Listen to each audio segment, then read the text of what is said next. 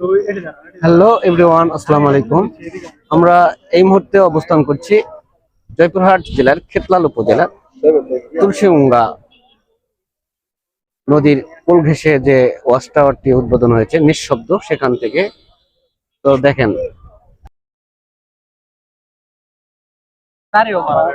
অনেক লোকের সমাগম এখানে ঘটেছে। তো আপনারাও সপরিবারে আসবেন, এই নিঃশব্দ ওয়াচ টাওয়ারটি উপভোগ করবেন। এখানকার সুন্দর যে মনোরম পরিবেশ, আসলে যদি না আসেন খুব মিস করবেন। দেখেন সেই পরিবেশ, কিন্তু যে আহমেদ জুয়েল রানা আছে, এখানে হাসিম ভাই আছে। তো চাইলে আপনারা সবাই আসতে পারেন সপরিবারে, খুব ভালো লাগবে। Bye bye, tata. বিলের ঘাটের প্রেমের রং। যেদিন প্রথম বিলের ঘাটের চোখে চোখ রেখেছিলাম, সেদিন আকাশ যেন তার সব মেঘ ছেড়ে দিয়েছিল।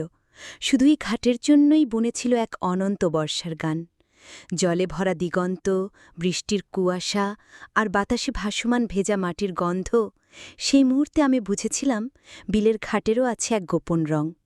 সে রং লুকিয়ে আছে ঢেউয়ের টলমলে চাহনিতে, পাড়ের কাশবনের নরম ফিসফিসে, আর আমার হৃদয়ের অস্থির ধুকপুকে, যেখানে প্রতিটি বৃষ্টির ফোঁটা হাসির মতো ঝলমল করে নামে, যেখানে প্রতিটি বাতাস তোমার নাম ধরে নীরবে ছুঁয়ে যায় গাল।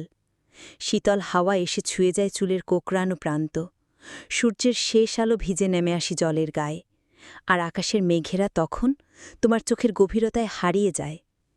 পাড়ের বটগাছের নিচে বসে আমরা দেখেছি জলের বুকে বৃষ্টির নৃত্য।